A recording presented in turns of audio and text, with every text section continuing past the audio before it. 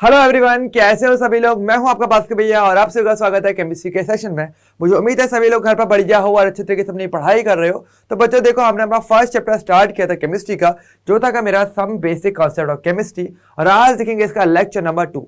देखो, अगर बात करें केमिस्ट्री के हिसाब से तो ये चैप्टर आपका बहुत ही इंपॉर्टेंट चैप्टर है, क्योंकि इस चैप्टर के अंदर आप जो बोलते हो ना बेसिक्स, वो इसी चैप्टर के अंदर आप सीखते हो। इवन नाम के अंदर भी बेसिक आ रहा है, तो आप समझ सकते हो पूरी केमिस्ट्री का बेसिक आप एक सिंगल चैप्टर के अंदर सीख जाओगे, अगर ये चैप्टर हमने अच्छे से कर लिया तो। अब देखो, सिंपल बात है, केमिस्ट्री इजी सब्जेक्ट है, ठीक है। चाहे मैथ्स के हो चाहे वो बायो के हो, दोनों ही सब्जेक्ट्स में नंबर गेन करने हैं तो केमिस्ट्री अच्छा ऑप्शन देती है आपको, जेई और नीट के लिए भी, है ना। आप में से कई लोग होंगे जो जेई की तैयारी कर रहे हो, नीट की तैयारी कर रहे हो। अब भाई नंबर कहाँ से आते हैं? नंबर केमिस्ट्री दिलाती है, ठीक है, क्योंकि क्वेश्चंस इजी आते हैं। चाहे आप जेई की तैयारी करो, नीट की तैयारी करो, या अपना बेसिक्स भी अगर आपको अच्छा रखना है तो बहुत इंपॉर्टेंट है कि भाई केमिस्ट्री अच्छी होनी चाहिए, और बेसिक्स के लिए ये चैप्टर बेस्ट होता है। ध्यान रखना, 11th की केमिस्ट्री बेसिक्स के लिए बेस्ट होती है, क्योंकि वो आपको सब कुछ सिखाती है जो आपको आगे जाके 12th और आपकी जेई नीट हर जगह पर हेल्प करने वाला है। इसलिए ये आपको अच्छे से करना है, और उसमें भी सबसे पहला चैप्टर ऑटोमेटिक नेम के अकॉर्डिंग ही बिल्कुल बेसिक है, और अच्छी अच्छी चीजें और इंपॉर्टेंट चीजें आप इसी चैप्टर के अंदर सीखते हो। जो होता है कि केमिस्ट्री अच्छे से समझ में नहीं आती, अगर ये चैप्टर नहीं आया तो केमिस्ट्री समझने में सही में प्रॉब्लम आती है, और ये आ जाए तो केमिस्ट्री आगे जो 11th के जो दूसरे मेरे चैप्टर्स हैं उनको समझना भी बहुत ईजी हो जाता है। इसलिए ये समझना इंपॉर्टेंट तो है, ठीक है। और आज कौन से टॉपिक हम कवर करेंगे? आज हम कवर करेंगे हमारे एटॉमिक एंड मॉलिक्यूलर मासेस के बारे में, ठीक है।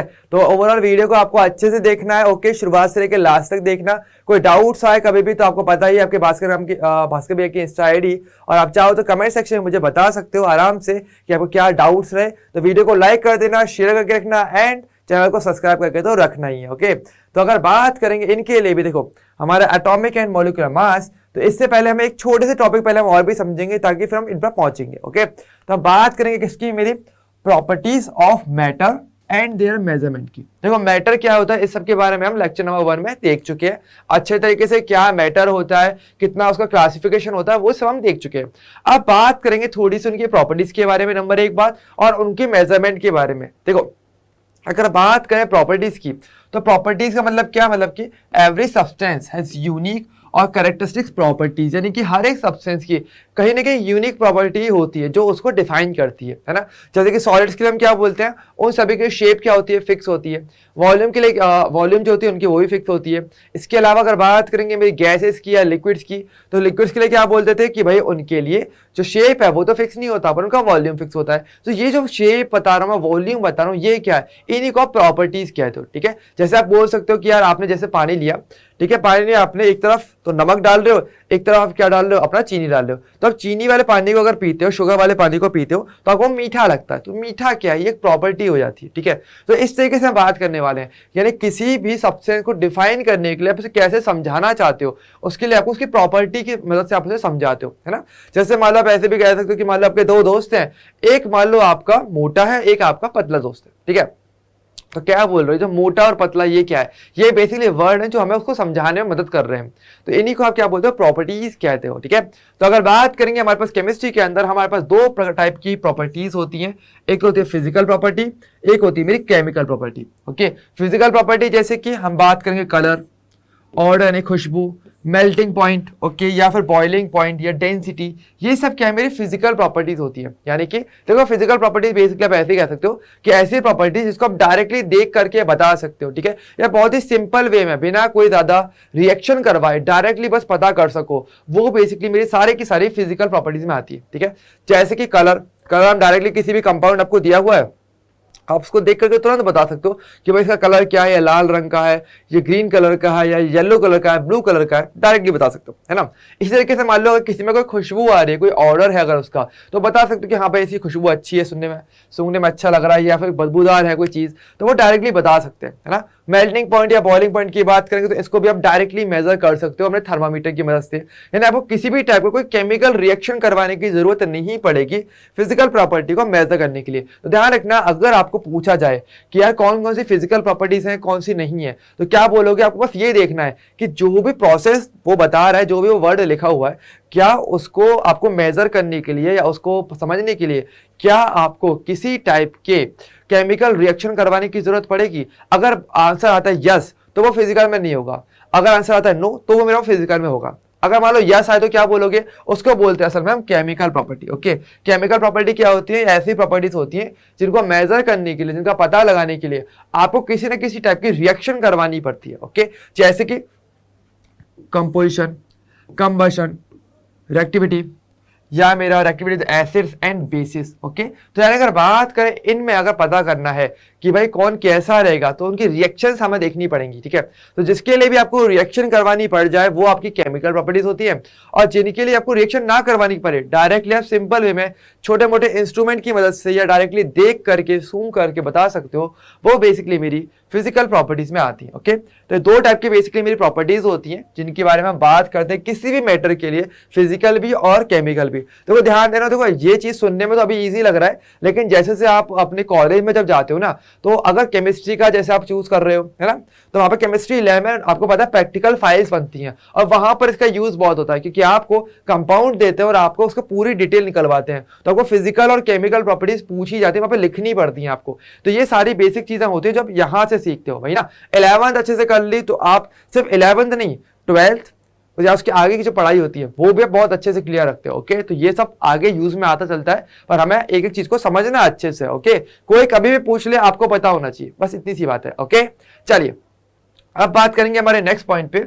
नेक्स्ट मेरा कौन सा है, measurement, measurement of physical properties. देखो अगर बात करेंगे हमारी प्रॉपर्टीज तो हमने देख लिया फिजिकल और केमिकल होती है, ठीक है।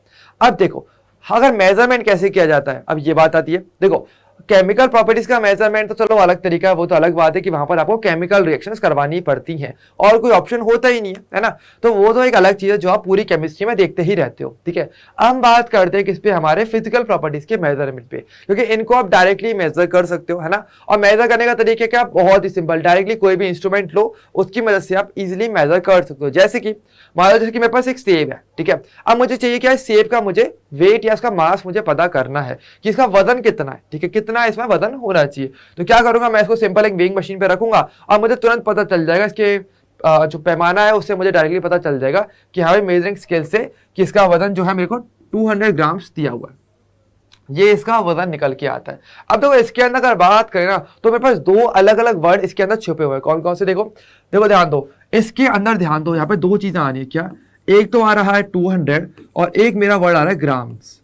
ठीक है, तो मतलब इन दोनों का मीनिंग क्या है, देखो 200 तो क्या है, ये तो डिजिट हो गई, 200 तो क्या है मेरी डिजिट, डिजिट कह लो या फिर मेरी क्वांटिटी कह लो, इतनी है, ये तो क्या है मेरी डिजिट या क्वांटिटी। ओके, लेकिन अगर बात करेंगे मेरा जो ग्राम्स वर्ड है, ये क्या है मेरा, ये बेसिकली मेरा है यूनिट, ये क्या है मेरा, ये है मेरा यूनिट। ओके, अब यूनिट क्या होते हैं, यूनिट बेसिकली हमें डिफाइन करते हैं किसी भी जो भी हमने फिजिकल प्रॉपर्टी को मेजर किया है, उस फिजिकल प्रॉपर्टी को डिफाइन करने के लिए कि एग्जैक्टली क्या मेजर किया होगा हमने, वो हमें यूनिट से पता चलता है। ठीक है, यानी देखो आप ये कभी नहीं बोलोगे कि ये जो मेरा वेट आता है, जो मास आता है, वो मेरा 200 लीटर आ जाए, आप ये कभी नहीं बोलोगे। आप ये नहीं कहोगे कभी ये मेरा 200 सेंटीमीटर आ जाए, ठीक है, आप ये नहीं कहोगे। आप क्या बोलोगे, जब भी आपको मास या अपना वेट कभी भी निकालना होता है, वजन तोलना होता है, तो क्या करते हो आप, हमेशा लास्ट में या तो किलोग्राम या ग्राम, इनमें से कोई एक चीज लगाते हो, है ना। कभी लीटर या सेंटीमीटर नहीं करते हो, क्योंकि हमें पता है सेंटीमीटर जैसे किसके लिए होता है, ये लेंथ के लिए यूज में लिया जाता है। तो ये जो यूनिट है, ये मुझे यूनिट एग्जैक्टली बताती है कि मैं किस टाइप की फिजिकल प्रॉपर्टी को मेजर करने वाला हूं। अगर जैसे मुझे वेट मेजर करना है या मास मेजर करना है तो मैं ग्राम्स लगाता हूं यूनिट के तौर पे। अगर मुझे लेंथ को मेजर करना है तो मैं सेंटीमीटर या मीटर लगाता हूं। अगर मुझे वॉल्यूम को मेजर करना हो तो मैं लीटर लगाता हूं। तो ये क्या है, ये बेसिकली यूनिट्स होती हैं जो मुझे बताते हैं कि एग्जैक्टली हमने क्या मेजर किया। ठीक है, तो मेजर करना तो ईजी काम है, लेकिन यूनिट्स हमें बताएंगे एग्जैक्टली अपनी फिजिकल प्रॉपर्टी के बारे में। ओके, तो ये वाली बात आती है। अब अगर बात करें देखो हमारे पास, तो इसके लिए किसके लिए कौन सी यूनिट होनी चाहिए, इसका सबसे पहले किसने बताया था, अब ये भी एक अच्छी बात आती है। तो देखो हमारे पास कौन थे, the international system of units, जिसका नाम ऐसा ही होता है। इन्होंने सबसे पहले बताया था कि किसी भी फिजिकल क्वांटिटी की क्या क्या यूनिट्स होनी चाहिए। तो मेजर तो चलो हम कर लेंगे, वो तो ठीक है, इजी काम है।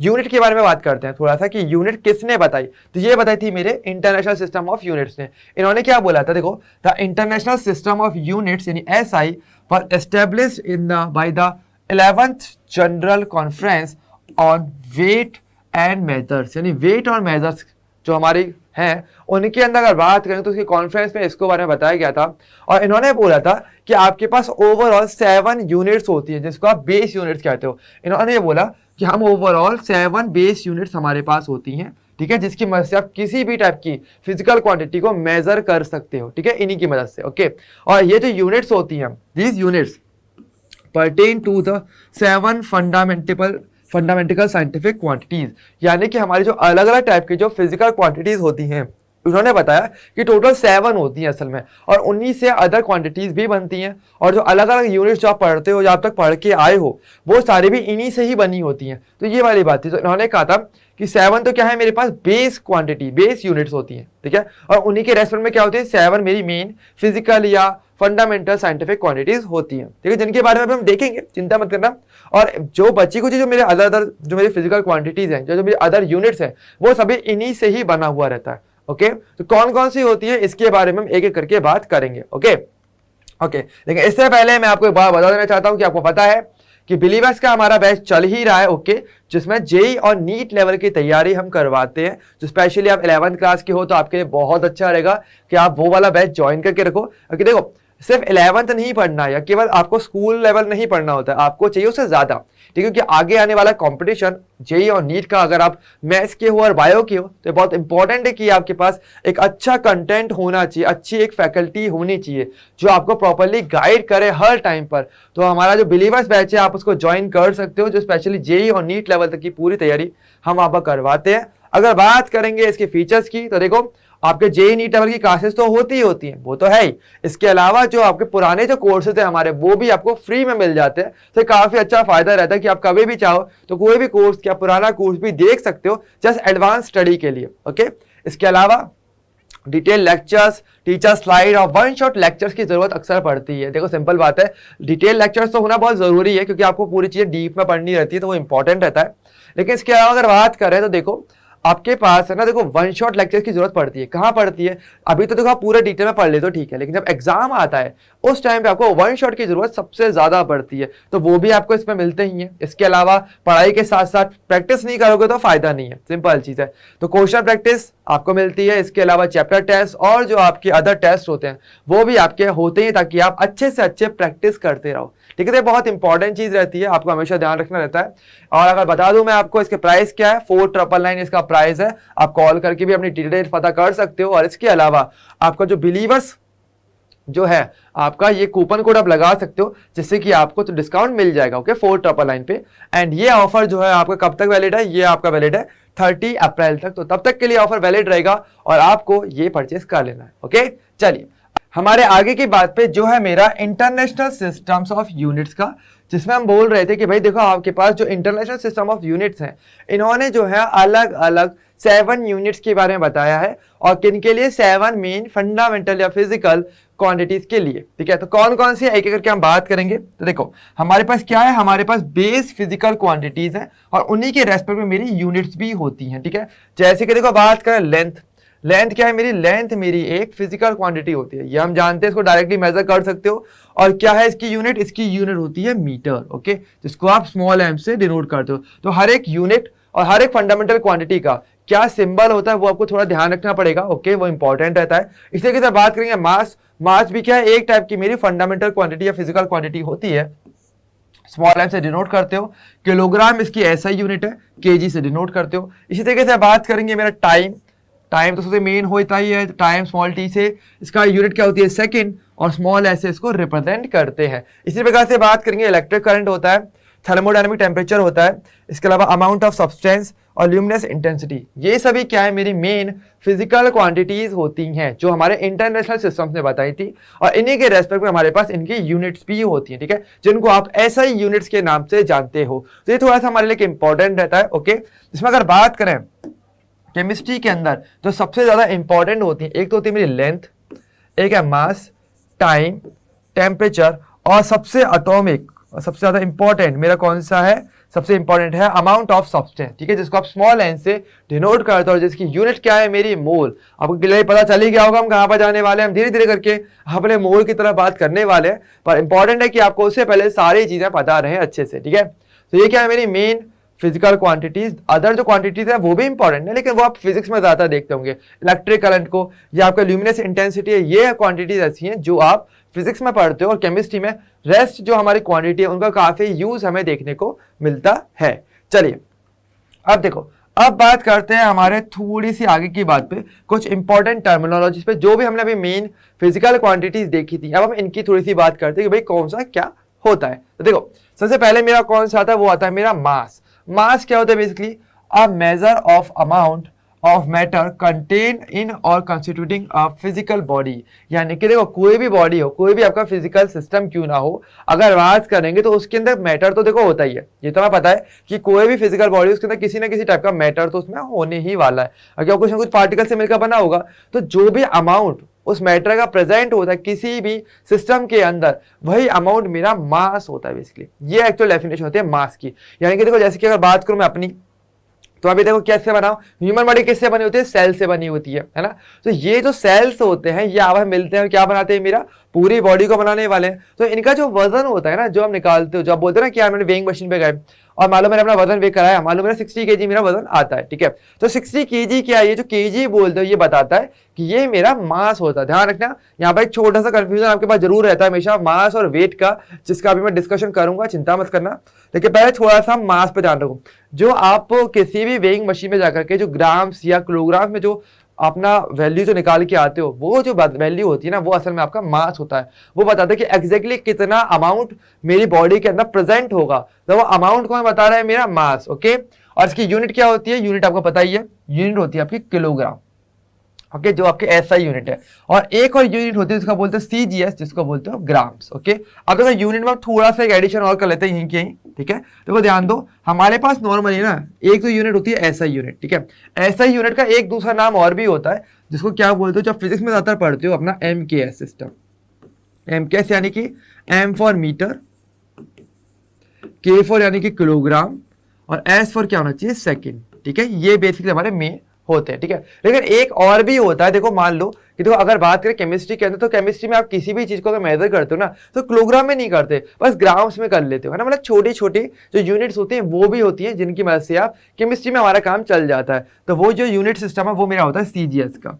जो अभी हमने वर्ड पढ़ा था ना सीजीएस, वो यहां से आता है। ये भी एक यूनिट सिस्टम है, जिसमें सी फॉर क्या होता है मेरा सेंटीमीटर, जी फॉर होता है ग्राम, और एस पर होता है मेरा सेकंड, ओके। तो ये चीज है, तो ये आपका सीजीएस में आता है। केमिस्ट्री में ध्यान रखना, हम सीजीएस को यूज में लेते हैं, क्यों, क्योंकि देखो जो अगर मैं कोई कंपाउंड है, कोई रिएक्शन करवानी है ना, तो मुझे किसी कंपाउंड या किसी भी सब्सटेंस की कितनी अमाउंट की जरूरत पड़ेगी, छोटी बड़ी अमाउंट की जरूरत पड़ेगी, जिसको मैं ग्राम्स में मेजर कर सकता हूँ। तो किलोग्राम लेकर के क्यों चलना, लाइक किलोग्राम तो बहुत बड़े कंपाउंड के लिए, बहुत बड़े सब्सटेंस के लिए हो जाएगा ना। तो इसलिए हमें केमिस्ट्री में छोटी छोटी चीजों की जरूरत पड़ती है, उन्हीं का मेजरमेंट करना पड़ता है। तो छोटी वाली यूनिट्स हम यूज में लेते हैं, जो कि मेरी सीजीएस में होती है, ठीक है। तो ऐसा यूनिट जो मेरा केजी है वो मेरा एमकेएस में आता है, और सीजीएस में क्या बोलते हैं उसको, हम किलोग्राम ना लेकर के हम ग्राम यूज में लेते हैं। और ये आपको ध्यान रखना, ओके। ध्यान रखना, केमिस्ट्री के अंदर हम सीजीएस को लेकर के चलते हैं, ना कि अपने एमकेएस वाले को, यानी कि एसआई वाले को। एसआई वाला सही है, लेकिन हमारे लिए जो जरूरत क्या है, वो मेरे छोटे अमाउंट की जरूरत पड़ती है, जो कि मेरा सीजीएस से काम चल जाता है, ओके। और रिलेशन क्या होता है, रिलेशन हमेशा ध्यान रखना, वो रहता है मेरे पास 1 kg इक्वल टू 1000 ग्राम्स, ये आप जानती हो, ठीक है। ध्यान रखना, कई बार क्या होगा क्वेश्चन में आपको ये प्रॉब्लम बहुत आती है कि यार आपको कोई चीज केजी में दे दी जाएगी और क्वेश्चन हमें करना किसके अकॉर्डिंग, मेरे ग्राम्स के अकॉर्डिंग क्वेश्चन करना होता है। तो ऐसे में क्या करोगे, आपको रिलेशन पता होना चाहिए, और यही सेम रिलेशन हम अदर जो हमारे फिजिकल क्वांटिटीज हैं उनके लिए भी देखते हुए चलेंगे, ओके। तो बहुत इंपॉर्टेंट रहेगा ये हमारे लिए, केमिस्ट्री के हिसाब से देखो बहुत इंपॉर्टेंट है, ठीक है। चलिए अब बात करते हैं हमारा अगले पार्ट पे, जो है मेरा मास और मेरा वेट में डिफरेंस क्या होता है एग्जैक्टली। देखो मास तो मैंने बता दिया, मास क्या होता है कि किसी भी सब्सटेंस का जो खुद का अमाउंट होता है, जो उसके अंदर प्रेजेंट होता है, वो क्या है मेरा, वो मेरा मास होता है ना। The mass of substance is the amount of matter present in it. तो ये तो ठीक है, लेकिन अगर वेट क्या होता है मेरा, वेट बेसिकली होता है, weight is the force exerted by the gravity of an object on an object. यानी कि देखो हम जानते हैं कि हम अर्थ पे रहते हैं, और अर्थ हम पर हमेशा किसी न किसी टाइप का ग्रेविटेशनल फोर्स लगाती है, सिंपल चीज है ना। तो ये जो फोर्स हम पे लगता है ना, ये फोर्स की जो वैल्यू होती है इसको बोलते हो वेट। तो ये बहुत इंपॉर्टेंट डिफरेंस है, ध्यान रखना। ये तो क्या है मेरा अमाउंट, मास में आता है, और वेट क्या है मेरा, ये एक टाइप का फोर्स होता है, जो एक्चुअल में ग्रेविटेशनल फोर्स जो हम पे लगता है, जो हम पे ग्रेविटी लगा रही है हमारे ऊपर, अर्थ जो लगा रही है, वही मेरा फोर्स वेट कहलाता है। ओके, तो दोनों में डिफरेंस है। अब देखो थोड़ा और बात करें, आप और क्लियर करोगे।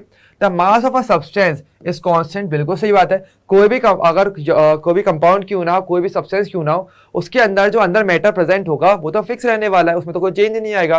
तो यानी कि बात करेंगे तो कहीं भी ले जाया जाए वो मास हमेशा कांस्टेंट रहता है। लेकिन आप जानते हो ग्रेविटी चेंज होती रहती है अलग अलग जगहों पर, अर्थ पे अलग रहती है, स्पेस में अलग रहेगी, मून पे अलग रहती है। तो वहां पर क्या रहेगा, जो मास जो वेट होता है आपका, वो आपका चेंज होता रहता है। वेट में vary from one place to another due to change in gravity, ये वाली चीज है। और देखो मास के लिए मैंने यूनिट क्या बताई थी, वो होती थी या तो किलोग्राम या मेरा ग्राम्स। ये बेसिकली मेरी यूनिट होती है, ऐसा यूनिट ना किलोग्राम होती है। लेकिन अगर बात करेंगे वेट की, अब वेट क्या है, मेरा फोर्स है, और फोर्स की यूनिट क्या होती है, वो होती है न्यूटन। तो फोर्स की यूनिट क्या होती है मेरी, न्यूटन। तो ध्यान रखना ये डिफरेंस अपने को कि भाई मास क्या है और मेरा वेट एग्जैक्टली क्या होता है। तो बेसिक डिफरेंस होता है। स्पेशली देखो केमिस्ट्री में ज्यादातर हम हमेशा मास लेकर के चलते हैं, जब फिजिक्स आप पढ़ते हो तो ज्यादातर आप वेट यानी कि न्यूटन लेकर के ज्यादा चलते होंगे। तो डिफरेंस अपने को थोड़ा सा ध्यान रखना रहता है। ओके, और चाहो तो देखो एक इन दोनों के बीच का रिलेशन भी होता है। क्या आप जानते हो W इक्वल टू क्या होता है, mg।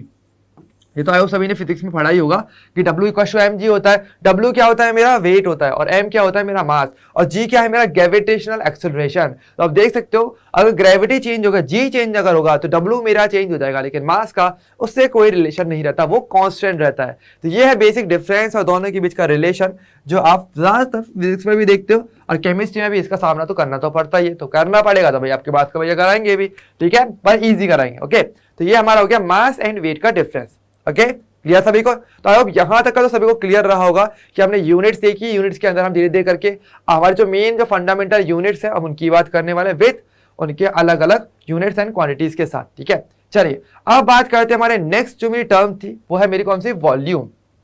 अब देखो वॉल्यूम की बात करेंगे, जो हमारा इंपॉर्टेंट टर्म होती है हमारे लिए वो क्या होती है। देखो वॉल्यूम क्या होता है कि आपके जो सब्सटेंस होते हैं वो हमेशा स्पेस में कुछ ना कुछ जगह घेर के रखते हैं। तो वो जो घेरी हुई जो जगह होती है उसी को क्या बोलते हैं, वॉल्यूम कहते हो। डेफिनेशन बहुत ही सिंपल है, volume is the amount of space occupied by a substance, जितनी जगह घेर ली जाती है किसी भी सब्सटेंस के द्वारा, वो बेसिकली क्या है, मेरा वॉल्यूम कहलाता है। ओके, जैसे कि देखो वॉल्यूम की क्या होती है यूनिट, देखो लिक्विड्स के लिए अगर बात करेंगे तो उसकी यूनिट होती है लीटर और मिलीलीटर।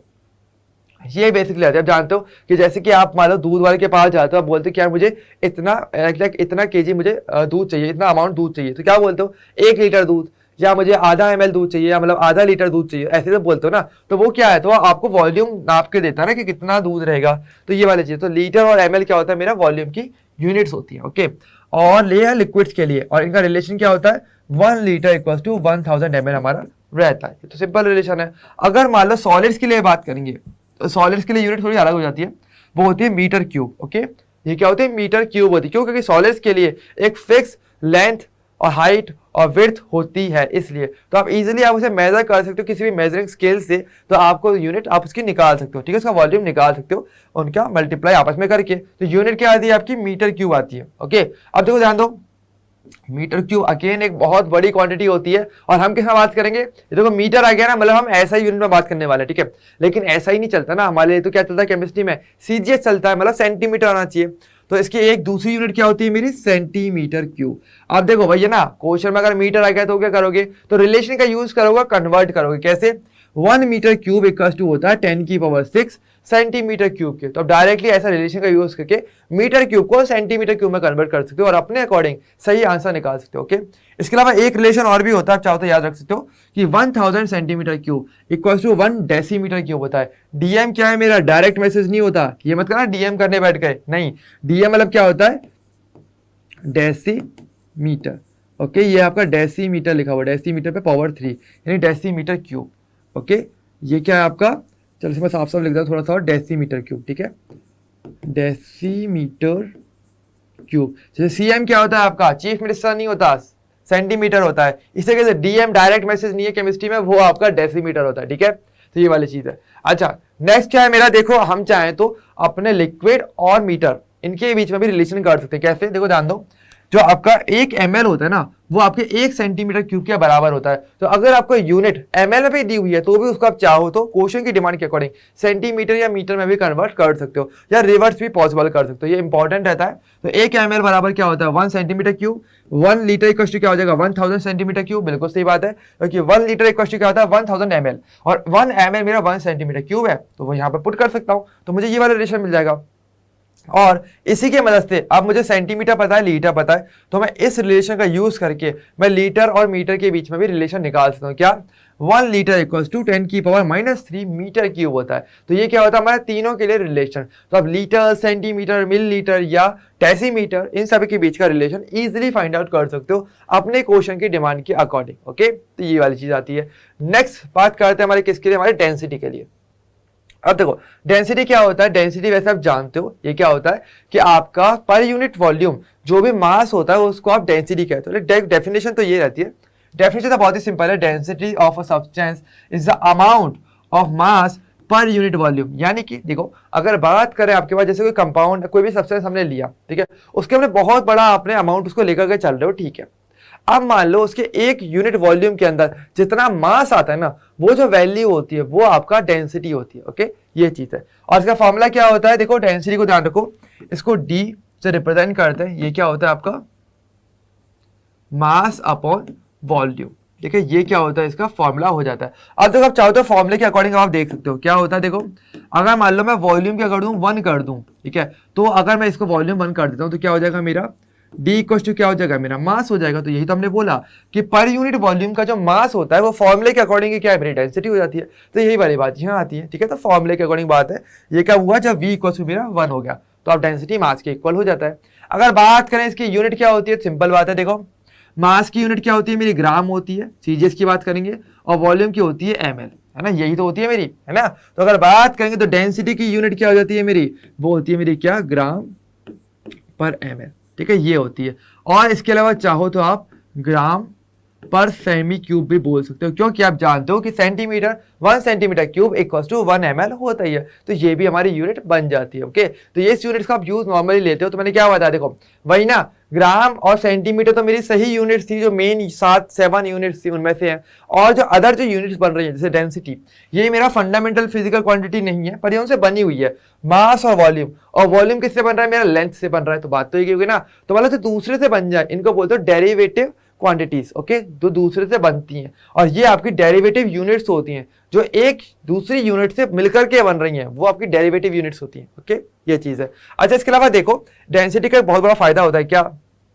सबसे इंपॉर्टेंट स्टेटमेंट डेंसिटी का क्या होता है, it gives the relation in between mass and volume. ये करता है क्या, ये आपके मास और वॉल्यूम के बीच का रिलेशन ला करके देता है। अब ये कहोगे भैया ये तो बहुत ईजी बात बता दिया, ये तो हमें भी दिख रहा है, ऊपर मास है वॉल्यूम तो इनके बीच का रिलेशन तो ये बताएगा, लेकिन इसका यूज क्या होता है ये समझो आप। तो कई बार क्या होता है क्वेश्चन में आपको मास की जरूरत पड़ती है किसी भी कंपाउंड की और आपको वॉल्यूम दे देते हैं, तो ऐसे में क्या हुआ, ऐसे में कंफ्यूजन बन जाता है कि यार हमें तो ग्राम में मास चाहिए था पर इसने तो वॉल्यूम दे दिया, अब क्या करें। तो डेंसिटी उस प्रॉब्लम को सॉल्व करती है, क्योंकि डेंसिटी की मदद से हम चाहे तो मास और वॉल्यूम को इंटर कन्वर्ट कर सकते हैं। ओके, अब इसको ऐसे समझो कि अगर मुझे मास दिया तो मैं वॉल्यूम, और वॉल्यूम दिया तो मैं उसका मास भी निकाल सकता हूं। ठीक है, जैसे कि मान लो मैं आपसे बोलता क्या, जैसे कि वाटर है, अगर मैं चाहूँ वाटर की डेंसिटी क्या होती है, अगर मैं बात करूं वाटर की डेंसिटी वो क्या होती है, वो होती है 1 ग्राम पर ml होता है। ठीक है, ये चीज है। तो अगर मान लो मैं आपको बोलता कि यार आपके पास पानी की बोतल है और मान लो उस बोतल के अंदर 500 ml वाटर है, और मैं बोलता आपसे कि भाई इसका वेट कितना होगा, इसका मास निकाल के बताओ, वेट तो नहीं पर मास। ठीक है, तो मास क्या होता है, इसका मास आप बोलते हैं कि डेंसिटी की मदद से। अब क्योंकि देखो यहाँ पर डेंसिटी 1 है, यानी मास इक्वल टू वॉल्यूम हो जाता है ना। तो अगर ऐसा अगर होगा तो यानी कि जितना वॉल्यूम होगा, जितने ml वॉल्यूम होगा उतने ग्राम्स मेरा वेट होगा या मेरा मास होगा। ठीक है, यानी कि अगर 500 ml वॉल्यूम है यानी कि 500 ग्राम्स मेरा क्या होगा मास। चाहो तो उसको ऐसे लिखकर भी कर सकते हैं हम, कैसे देखो, अगर मैं यहाँ पे 1 रख देता हूं तो क्या आएगा मेरा, इफ डी इक्वल टू 1 ग्राम पर ml है तो यानी क्या आ जाएगा मेरा मास इक्वल टू हो जाएगा वॉल्यूम। ठीक है, पर अपने को ध्यान क्या रखना है अपने यूनिट्स का, वॉल्यूम ml में होना चाहिए तो मास मेरा क्या होगा ग्राम्स में आएगा। तो ये चीज है। ओके, तो स्टेटमेंट का आप यूज ऐसे करते हो। ओके, तो डेंसिटी का फॉर्मूला जितना इजी दिखता है उसका एप्लीकेशन उतना ही ज्यादा अच्छा है। ओके, तो बहुत बढ़िया फायदा है इसमें कि अगर आपको वॉल्यूम दिया हो और आपको मास पता करना हो क्वेश्चन के अंदर तो आप कर सकते हो। ओके, तो ये इंटर कन्वर्ट किया जा सकता है मास और वॉल्यूम के बीच में। ओके, ये वाली चीज है। इसके अलावा देखो डेंसिटी हमें एक चीज और भी बता दी है, क्या क्या बताती है हमें ये कि density of a substance tells us about how closely its particle are packed. यानी इसका मतलब क्या है, देखो डेंसिटी अगर ज्यादा होगी इसका मतलब क्या है कि पार्टिकल ज्यादा पास पास रहने वाले। क्यों? क्योंकि देखो सिंपल बात है, फॉर्मूले से देख लो, अगर डेंसिटी ज्यादा होने का मतलब क्या है, या तो मेरा मास ज्यादा होगा या मेरा वॉल्यूम कम होगा, या हम ऐसे ही बोल सकते हैं कम वॉल्यूम के अंदर ज्यादा मास होगा। अब ज्यादा मास कब आने वाला? जब ज्यादा नंबर पार्टिकल्स होंगे। सिंपल बात है, हर पार्टिकल का मास होता है, तो अगर एक कम वॉल्यूम के अंदर ज्यादा से ज्यादा पार्टिकल आ गए तो ऐसे में क्या हो जाएगा, वो ज्यादा क्लोजली पैक माना जाता है, ज्यादा क्लोजली पैक माना जाता है। ठीक है, तो if density is more it means particles are more closely packed. तो बिल्कुल सही बात है, पार्टिकल ज्यादा पास पास रहेंगे ना। क्लोजली पैक का मतलब क्या, ज्यादा पास पास पैकिंग होना, तो वो क्या है, डेंसिटी हो जाती है। ठीक है, तो डेंसिटी ज्यादा होगी तो पार्टिकल ज्यादा पास पास रहते हैं, और डेंसिटी कम है इनडायरेक्ट में क्या है, मेरे पार्टिकल दूर दूर हो जाते हैं। और अगर जैसे मालूम मैं कंपेयर कर रहा हूँ सॉलिड लिक्विड गैस की, तो क्या बोलते हो, सॉलिड में पार्टिकल ज्यादा पास पास रहते हैं, इसका मतलब उनकी डेंसिटी सबसे ज्यादा देखने को मिलती है। और गैसेज में जैसे हम जाते हैं तो पार्टिकल दूर दूर होना स्टार्ट कर देते हैं। तो पर यूनिट वॉल्यूम के अंदर बात करें तो वहां पर क्या होगा, नंबर ऑफ पार्टिकल्स कम हो जाएंगे, नंबर ऑफ पार्टिकल कम यानी कि मास कम हो जाएगा, और मास कम हो जाएगा यानी कि डेंसिटी भी कम हो जाती है। तो ये आपका बात रहती है। ओके, क्लियर सभी को? तो ये है मेरा कौन सा, डेंसिटी के लिए। चलिए अब बात करते हैं हमारे नेक्स्ट पे, जो है मेरा कौन सा, टेम्परेचर। अब देखो टेम्परेचर की बात करें, ये क्या होता है, टेम्परेचर हमें क्या बताता है, ये एक ऐसी फिजिकल क्वांटिटी है जो मुझे बताती है कि कोई भी ऑब्जेक्ट कितना गर्म है और कितना ठंडा, यानी हॉटनेस और कोल्डनेस के बारे में टेम्परेचर से हम पता करते हैं। तो देखो बहुत ही simple definition, temperature is a physical quantity that express quantitatively the perception of hotness and coldness. यानी कोई कितना गर्म होगा, कोई कितना ठंडा होगा, ये कैसे पता करते हैं, इसके लिए आप टेम्परेचर से पता करते हो। और टेम्परेचर कैसे हम मेजर करते हैं, बहुत ही इजी इंस्ट्रूमेंट, थर्मामीटर से या थर्मोमीटर से आप इसको रिप्रेजेंट या मेजर करते हो। मैंने क्या बताया, देखो भाई सिंपल बात है, फिजिकल क्वांटिटीज वही होती हैं जिसको आप इजीली मेजर कर पाओ। तो टेम्परेचर के लिए क्या करोगे, सिंपल बात है, थर्मोमीटर का यूज ले लो। अगर मास अगर आपको कैलकुलेट करना है तो क्या करते हो, वेइंग मशीन देख लेते हो, ऑटोमेटिक पता चल जाता है ना। अच्छा, इसकी यूनिट क्या होती है, तो ध्यान रखना, टेम्परेचर की जो यूनिट होती है, ऐसा यूनिट, वो मेरी केल्विन होती है। ठीक है, जो हमने टेबल में भी देखा हुआ केल्विन लिखा होगा, वहां पे डिग्री सेल्सियस नहीं लिखा होगा, ध्यान रखना। 10th तक हम क्या देखते हैं कि भाई डिग्री सेल्सियस ज्यादा चलता है, लेकिन केमिस्ट्री में बात करेंगे, जब आप 11th 12th हायर स्टडी करते हो तो हम डिग्री सेल्सियस यूज में नहीं लेते, हम लेते हैं केल्विन, जो एक दूसरे टाइप की यूनिट होती है। ध्यान रखना, जैसे डिग्री सेल्सियस है वैसे ही मेरी क्या होती है, केल्विन यूनिट होती है, जो एसआई यूनिट है, जो इंटरनेशनल जो यूनिट है ना, वो मेरी केल्विन होती है। ठीक है, इसके अलावा अदर यूनिट होती है मेरी सेल्सियस एंड फ़ारेनहाइट। ओके, तो जो हम ज्यादातर सेल्सियस लेते हो ना, वो असल में आपके अदर यूनिट्स के अंदर आती है, होती टेम्परेचर की है, लेकिन मेन कौन सी है, मेरी केल्विन होती है। ओके, और केमिस्ट्री के अंदर बात करेंगे पूरे चैप्टर में, पूरी केमिस्ट्री के अंदर आप केल्विन ही यूज में लोगे। अगर मान लो आपको दे दिया जाए डिग्री सेल्सियस या मान लो आपको फ़ारेनहाइट दे दिया जाए, तो आपको उसको कन्वर्ट करना पड़ेगा। कैसे, जो नीचे रिलेशंस है इनका यूज करके। ओके, इन रिलेशंस का यूज करके आप केल्विन और डिग्री सेल्सियस को आपस में कन्वर्ट कर सकते हो। ठीक है, जैसे कि देखो केल्विन क्या होता है, सेल्सियस प्लस 273.15। ओके, तो यानी अगर आपको सेल्सियस में टेम्परेचर दिया हुआ है तो क्या करोगे, उसमें आप 273.15 को ऐड कर दोगे, ऐसा करोगे तो आपको केल्विन मिल जाता है। ओके, जैसे कि एक सिंपल एग्जांपल की मैं बात करता हूं, यहाँ पर एग्जांपल अगर देखें, जैसे कि मान लो आपको दिया हुआ है 0 डिग्री सेल्सियस। ठीक है, 0 डिग्री सेल्सियस क्या होता है, जिस पर आपका पानी जम जाता है, फ्रीज हो जाता है। तो अगर मैं बोलूँ केल्विन में क्या होगा, तो क्या करोगे, केल्विन में वैल्यू क्या निकल के आएगी, वो आपकी आएगी K इक्वल टू हो जाएगा क्या, 0 प्लस 273.15, यानी कि क्या हो जाएगा, तो यानी कि 273.15 केल्विन। ठीक है, इस टेम्परेचर पे क्या होता है, हम बोलेंगे कि मेरा वाटर फ्रीज हो जाता है। तो एक बार हम क्या बोल रहे थे कि 0 डिग्री सेल्सियस में मेरा वाटर फ्रीज होता है, मैं कहता हूं भाई बात तो वही है, लेकिन मैं बात कर रहा हूँ केमिस्ट्री में, यानी कि ये। ओके, तो ये चीज हमारे लिए यहाँ पर आती है जो काफी इंपॉर्टेंट बनती है। अब देखो सवाल यहाँ पर एक ये भी बनता है कि फिर हम डिग्री सेल्सियस यूज कहाँ लेते हैं, तो ध्यान दो, डिग्री सेल्सियस आप यूज लेते हो अपने रूम टेम्परेचर के लिए, है ना। आपको पता होगा कि जो हमारे नॉर्मल जो थर्मामीटर होते हैं, जो आपके रूम के बाहर लगे रहते हैं, जो आपके रूम टेम्परेचर को बताने काम आते हैं, तो रूम टेम्परेचर के लिए हम डिग्री सेल्सियस वर्ड यूज में लेते हैं। फ़ारेनहाइट जो है ये कब यूज में लिया जाता है, ये लिया जाता है ह्यूमन बॉडी के टेम्परेचर को मेजर करने के लिए। लेकिन केमिस्ट्री में जब लैब एक्सपेरिमेंट की बात करते हैं तो टेम्परेचर को मेजर करने के लिए हम केल्विन यूज में लेते हैं। ओके, और हम बात करें केमिस्ट्री की। ओके, तो ये चीज यहाँ पर आती है। अच्छा इसमें देखो एक बात और, अब इसमें एक इंपॉर्टेंट पॉइंट आपके लिए आता है, बहुत इंपॉर्टेंट। क्या, ध्यान देना कि जो केल्विन होता है ना वो कभी भी आपका नेगेटिव नहीं होगा, यानी कि आपका जो केल्विन टेम्परेचर है, ओके, यानी कि टेम्परेचर इन केल्विन, ओके, के, तो यानी कि केल्विन जो होता है वो क्या होता है, ऑलवेज पॉजिटिव, ओके, ध्यान रखना।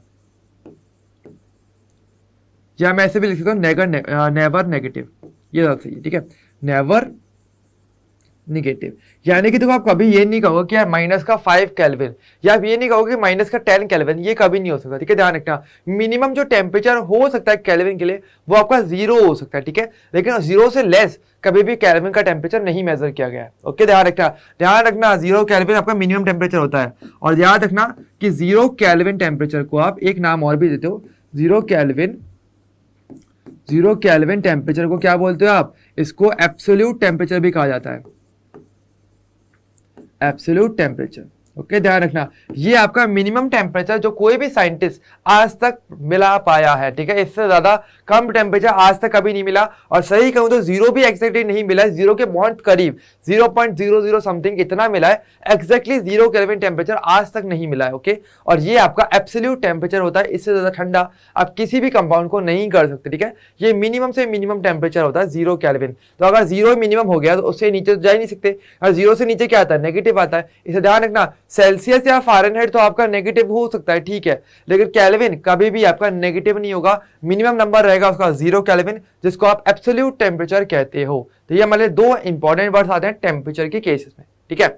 चलिए अब बात करते हैं छोटे से हमारे क्विज पे, जो आपके लिए इंपॉर्टेंट रहते हैं, क्विज करना तो इंपॉर्टेंट है ही। तो क्विज क्या है हमारे पास, बहुत ही सिंपल क्विज क्या बोलता है कि what should be the volume of the milk in metre cube which measures 5 litre. Okay, तो आपको क्या बोला गया, बहुत ही सिंपल क्वेश्चन है, बस एक यूनिट कन्वर्जन का छोटा सा क्वेश्चन आया है। क्या आपको बोला गया कि मेरे पास 5 लीटर मिल्क है, ओके, पर आपको उसको मीटर क्यूब में लिखना है। तो क्या करोगे, आपके पास इनका बीच का सही रिलेशन पता होना चाहिए। सिंपल चीज है, ऑटोमेटिक आंसर आ जाएगा। देखो हम क्या जानते हैं, हम जानते हैं कि 1 लीटर इक्वल टू क्या होता है, 10⁻³ मीटर क्यूब होता है, तो कोई प्रॉब्लम नहीं है। हमें क्या बोला गया, 5 लीटर, तो क्या करोगे 1 लीटर की जगह पर इसको आप मल्टीप्लाई कर देना, ऑटोमेटिक आंसर आ जाएगा। तो 5 लीटर इक्वल टू क्या हो जाएगा मेरा, 5 इंटू में 10⁻³ मीटर क्यूब। तो ये बेसिक यूनिट कन्वर्जन होते हैं जो हमारे लिए चलते रहते हैं। आंसर क्या हो जाएगा मेरा, ऑप्शन नंबर पहला मेरा इसका करेक्ट आंसर हो जाएगा, ओके। तो बहुत ही सिंपल क्वेश्चन रहते हैं, यूनिट कन्वर्जन का थोड़ा सा ध्यान रखना पड़ता है, क्योंकि क्वेश्चन में कब क्या यूनिट दे दिया हमें नहीं पता, पर हमें उसको अपने फॉर्मूले के अकॉर्डिंग, जो हम धीरे धीरे आगे पढ़ेंगे भी, उनके लिए हमें उसको सही सेट करना पड़ता है, ओके, क्लियर सभी को। चलिए अब बात करते हैं हमारे आगे की बात पे, जो हमारे लिए इंपॉर्टेंट आता है, हमारा एटॉमिक मास एंड मॉलिक्यूलर मास। अब ये क्या चीजें होती हैं, एटॉमिक मास और मॉलिक्यूलर मास। देखो हम एटम क्या है इसके बारे में तो हम लोग जानते हैं, है ना, ये तो हमें पता ही है कि एटम क्या होता है ना, एटम के बारे में सभी लोग जानते हो, ये तो हमने बात कर ही लिया था। एटम क्या होता है, smallest unit of a matter, आप क्या बोलते हो, एटम बोलते हो। अब देखो भाई ये एक पार्टिकल है, एक टाइप का ये भी पार्टिकल ही है ना, और हर पार्टिकल का कहीं ना कहीं कुछ ना कुछ मास होना ही चाहिए, है ना। तो अगर बात करेंगे एटॉमिक मास वर्ड क्या आता है, अभी आप रिलेट कर सकते हो तुरंत की तुरंत, है ना, यानी किसी भी एटम का मास क्या होता है, एटॉमिक मास, सिंपल चीज है, ओके। यानी एटॉमिक मास क्या होता है, mass of an atom, mass of an atom क्या होता है मेरा, सिंपल लैंग्वेज में कहें तो इसी को आप एटॉमिक मास कहते हो, ओके। और मॉलिक्यूलर मास क्या होगा, अगेन आपने गैस कर लिया होगा, वैसे काफी लोगों ने सही नहीं है ना, कि मॉलिक्यूलर मास यानी कि देखो वर्ड क्लियर हो रहा है ना, मॉलिक्यूलर यानी कि मॉलिक्यूल, यानी कि mass of a molecule, mass of a molecule, बस सिंपल वर्डिंग, ओके।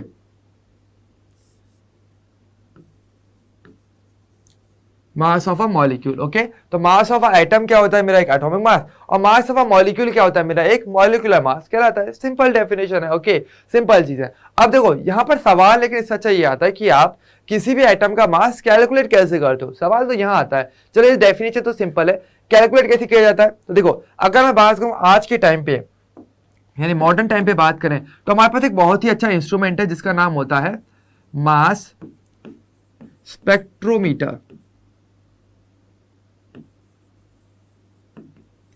हमारे पास एक बहुत ही अच्छा इंस्ट्रूमेंट है जिसका नाम है मास स्पेक्ट्रोमीटर, जिसकी वजह से आप किसी भी एटम और मॉलिक्यूल का एग्जैक्ट मास कैलकुलेट कर सकते हो इस इंस्ट्रूमेंट की मदद से। तो बहुत अच्छा इंस्ट्रूमेंट है जिसकी मदद से हम आज के टाइम पे किसी भी टाइप का एटम, किसी भी टाइप के मॉलिक्यूल का मास कैलकुलेट कर सकते हो। यानी कि इसका मतलब, इसका मीनिंग पता है? इसका मीनिंग यह है कि इसकी मदद से वो पार्टिकल चाहे कितना भी छोटा क्यों ना हो या वो कितना ही बड़ा क्यों ना हो, बढ़ेगा तो चलो ईजी है, किसी भी वेग मशीन से कर लेते हैं, लेकिन छोटे छोटे पार्टिकल्स की बात करेंगे, एटम्स या मॉलिक्यूल्स की बात करें जिनको आप आंखों से देख भी नहीं सकते, उसकी अगर बात करेंगे तो इस मशीन की मदद से आप उनका मास कैलकुलेट कर पाते हो। ओके, तो एग्जैक्ट मास ये मशीन बता सकती है हमें। ओके, तो ये चीज यहां पर आती है। ओके, तो बहुत इंपॉर्टेंट है हमारे लिए। हालांकि इससे पहले अगर बात करूं तो आज की बात हुई है ना, लेकिन इससे पहले अगर बात करेंगे एशियन टाइम पे, अगर बात करूं मैं थोड़ा सा पुराने टाइम पे जाऊं तो ध्यान रखना, पहले हमारे पास मास स्पेक्ट्रोमीटर जब तक नहीं बना था तो हम क्या कर रहे थे, तो हम रिलेटिव थ्योरी का यूज कर रहे थे। हम पहले क्या कर रहे थे कि हम कार्बन 12, यानी कार्बन जिसका एटॉमिक मास क्या हो, मेरा 12 हो, इस कार्बन का हम यूज ले रहे थे अपने अदर एलिमेंट्स का मास कैलकुलेट करने के लिए, कि इसके रेस्पेक्ट में हम बता रहे थे। कैसे? देखो ध्यान दो, जैसे कि मान लो आप हो, ठीक है, अब मान लो आपका जो वेट है, मान लो वो आपका 60 kg मान लो आपका वेट है, ठीक है। अब मान लो कोई दूसरा, दो आपके दोस्त है, एक जो है वो मोटा है और एक है आपका पतला दोस्त है, ठीक है। अब मान लो आप कैसे बोलने पा रहे हो कि यार एक मोटा एक पतला, सिंपल बात है, रिलेट करते हो खुद से ना, आप अपने से रिलेट करके देख रहे हो कि हाँ भाई मेरे रेस्पेक्ट में दूसरा क्या है, मेरा हैवी है, थोड़ा भारी है, ठीक है। और दूसरा जो तीसरा जो आपका फ्रेंड है साथ वाला जो पतला है, वो कैसे बोल पा रहे हो, क्योंकि वो मेरे रेस्पेक्ट में पतला है। सिंपल, यही तो बोलोगे ना कि कोई भारी कब है या कोई हल्का कब है, ऐसे तो बोलते हो कि हाँ आप अपने रेस्पेक्ट में बात करते हो, है ना, यही चीज है। सेम इसी तरीके से क्या कर रहे थे, हमने कार्बन 12 के जो हमारा मास था, इसका जो मास था, इस एटम का मास कार्बन का, इसके रेस्पेक्ट में हम देख रहे थे कि किसी और का मास कैसा होने वाला है, ठीक है, और इस पे रेस्पेक्ट में हम सारे मास को कैलकुलेट कर रहे थे। लेकिन आज के टाइम पे हमारे पास मास स्पेक्ट्रोमेट्री है, जो हम डायरेक्टली हम बता सकते हैं कि आपका एग्जैक्टली किसका क्या मास होता है। ओके, और अभी हम इसी की बात करेंगे। तो देखो, अगर बात करें हमारे पास, तो हमारे पास एलिमेंट्स तो बहुत सारे हैं, लेकिन आपको फिर कौन कौन से याद रखने हैं, देखो ध्यान रखना, आप है ना केवल एटॉमिक नंबर 20 तक, यहां तक आपको अच्छे से याद करना है, ठीक है। ये सारे हमारे जो एलिमेंट्स है, बस आपको इनका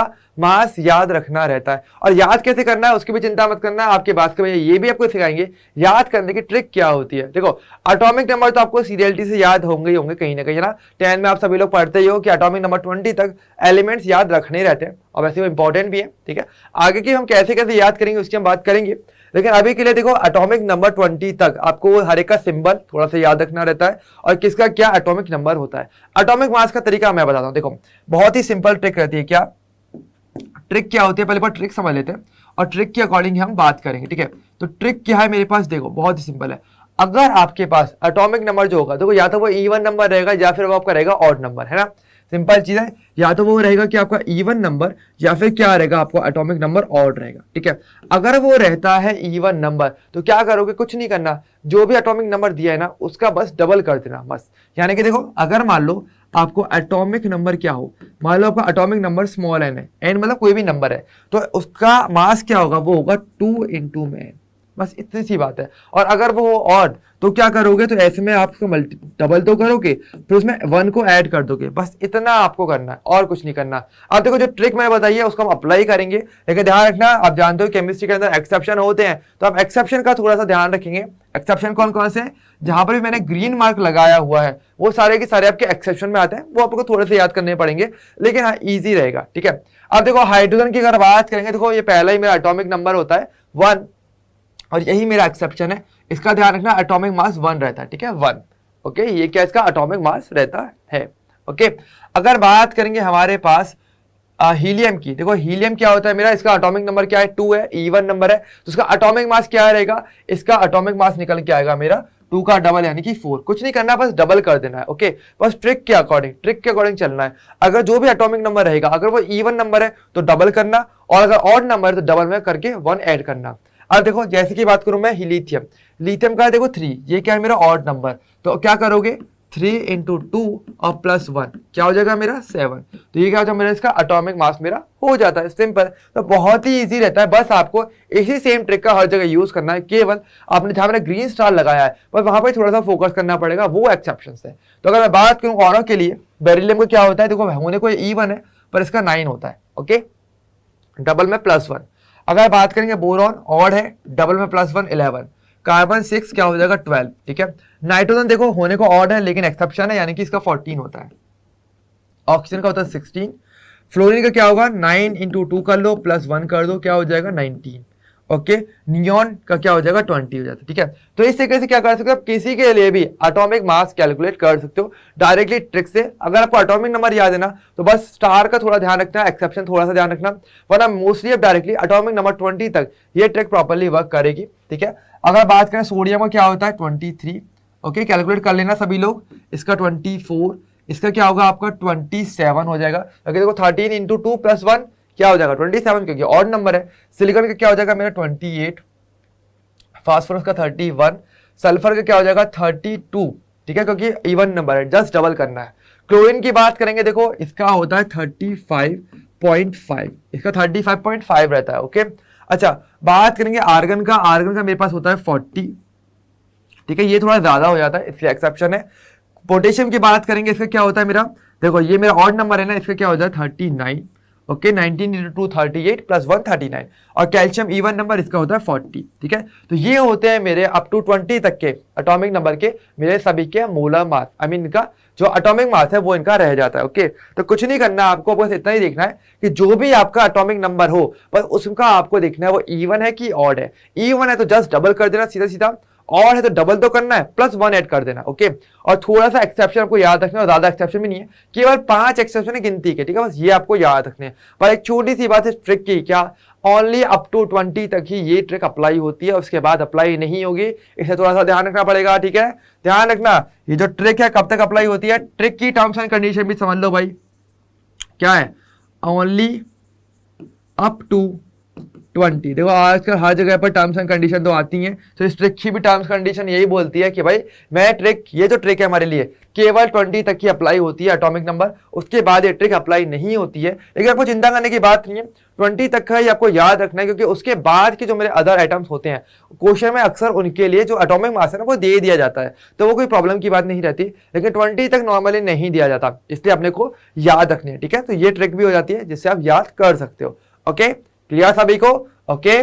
चलिए अब बात करेंगे हमारे, देखो छोटी सी बातें और क्या, देखो मैंने आपको एटॉमिक मास तो बता दिया, ठीक है, एटॉमिक मास, ठीक है, लेकिन देखो वही वाली बात है ना, मैंने आपको एटॉमिक मास तो बता दिया, ट्रिक भी बता दी, लेकिन देखो मास है और मास की यूनिट होती है, ये सभी को याद है ना, ये भूले तो नहीं हो, तो ध्यान दो एटॉमिक मास की भी एक यूनिट होती है, इसकी स्पेशल यूनिट होती है जिसको क्या बोलते हो AMU, ठीक है, यानी कि इसका देखो ऑटोमेटिक मीनिंग ये आता है क्या, एटॉमिक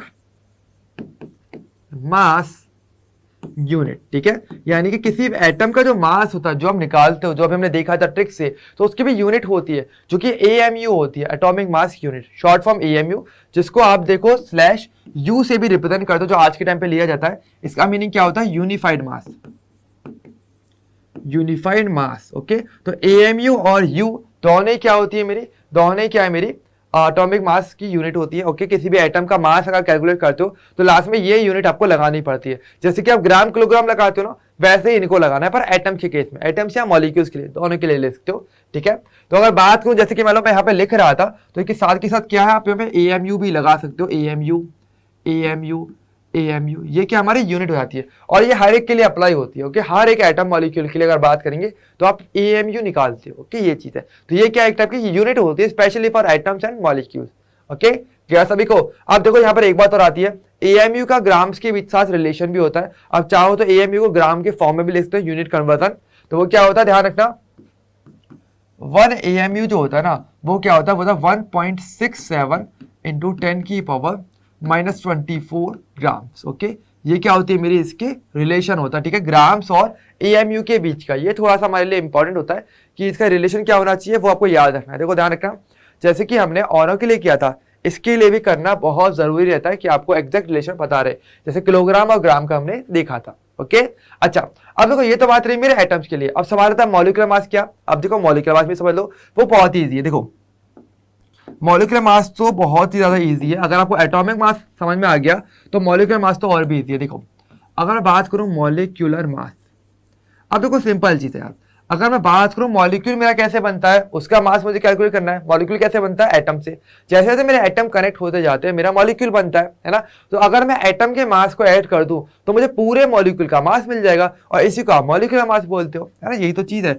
यानी कि देखो, अगर बात करूं, जैसे कि बात करूं वाटर, H2O मेरा किस किस से मिलकर बना है? आप क्लियरली देख सकते हो, यहाँ पे 2 हाइड्रोजन है और एक मेरे पास ऑक्सीजन होता ही है ना। अगर देखो यहाँ पर क्या है मेरे पास, 2 हाइड्रोजन प्लस 1 ऑक्सीजन, ये मेरे पास रहता है। अब मान लो मैं कहता हूं कि भाई इसका आपको मॉलिक्यूलर मास निकालना है, तो आपको उसका एटम का मास पता है, तो बस सभी के मास को के नंबर के साथ ऐड करते हुए चलो ऑटोमेटिक आंसर आ जाएगा। यानी कि देखो मेरे पास, देखो कितने हाइड्रोजन है मेरे पास, 2 हाइड्रोजन है, इनटू एक हाइड्रोजन का मास मेरा कितना रहता है, वो होता है 1 AMU, है ना। अगर याद नहीं तो टेबल में देख लो, एक हाइड्रोजन एक्सेप्शन होता है, हाइड्रोजन का क्या होता है 1 AMU। तो यहाँ पर क्या आ जाएगा, इंटू 1 प्लस 1 मेरे पास ऑक्सीजन है, इंटू ऑक्सीजन का क्या होता है, एटॉमिक नंबर देखो, एटॉमिक नंबर 8 होता है, यानी कि E1 यानी कि 16 डबल हो जाएगा, तो यहाँ पर जाएगा 16। तो क्या करोगे, कुछ नहीं करना, आप इसको ऐड कर लो, 2 + 16 क्या हो जाएगा मेरा 18, और किस में, AMU में। ओके, इस तरीके से क्या बोलते हो आप, अपने AMU की बात करते हो, तो आपको यूनिट तो लगानी लगानी तो फिक्स है, क्योंकि 18 तो केवल नंबर हो जाता है, लेकिन 18 क्या, ठीक है, ये भी देखना पड़ेगा। तो अगर एटॉमिक मास की बात करो, मास निकालने वाले हो, तो एटम्स या मॉलिक्यूल्स के लिए हम क्या लगाते हैं, अपने AMU यूनिट को लगाते हैं, ठीक है। और AMU का रिलेशन क्या होता है, 1 AMU = 1.67 × 10⁻24 ग्राम्स। ओके, ग्राम्स में होती है। ओके, तो ये वाली चीज हमारे यहाँ पर आती है। तो इस तरीके से आप किसी भी टाइप के मॉलिक्यूल के लिए हमेशा इजी वे में क्या कर सकते हो, अपने मॉलिक्यूलर मास को कैलकुलेट कर सकते हो, चाहे H2O, चाहे तो CO2 के लिए कर सकते हो। बात एक ही है, जैसे कि मान लो मैं करता CO2 के लिए, है ना, मान लो मैं CO2 के लिए करवाता, तो क्या होता है, मेरे पास कार्बन 1 है और मेरे पास 2 ऑक्सीजन है ना, तो जिनसे मिलकर बना है उसी का आपको क्या करना है, मास ऐड करना है। तो 1 कार्बन प्लस 2 ऑक्सीजन। ओके, तो एक कार्बन का मास कितना होता है, वो होता है मेरा 12, ठीक है, प्लस ऑक्सीजन का क्या होता है 16, लेकिन कितने ऑक्सीजन है 2, तो क्या करोगे 2 से मल्टीप्लाई, 2 × 16, और पूरे को सॉल्व करोगे तो क्या आएगा, वो 44 AMU आ जाएगा, ठीक है। तो इस तरीके से क्या कर सकते हो, किसी के लिए भी कैलकुलेट कर सकते हो मॉलिक्यूलर मास और अपने एटॉमिक मास को। तो एटम से बनता है मॉलिक्यूल, तो एटॉमिक मास को अगर मैं नंबर्स के हिसाब से अगर ऐड कर देता हूं तो मुझे क्या मिलेगा, मुझे मेरा मॉलिक्यूलर मास भी मिल जाता है। ओके, तो ये वाली बात आपकी यहां पर निकल के आती है। क्लियर सभी को? तो अब यहां तक का तो आपको अच्छे से क्लियर हो गया होगा, क्या ना, कि मेरा एटॉमिक मास क्या होता है और मेरा मॉलिक्यूलर मास क्या होता है। बहुत ही सिंपल चीज है, बस हमको कुछ वर्डिंग थोड़ी सी ध्यान रखनी है। देखो सारा खेल इतना ही है कि जैसे कि हमारा कुछ ना कुछ मास होता है, एटम मॉलिक्यूल का भी मास होता है, बस यूनिट थोड़ी सी अलग आ रही, तो क्या हो गया, उनमें आप कन्वर्ट तो कर ही सकते हो, है ना।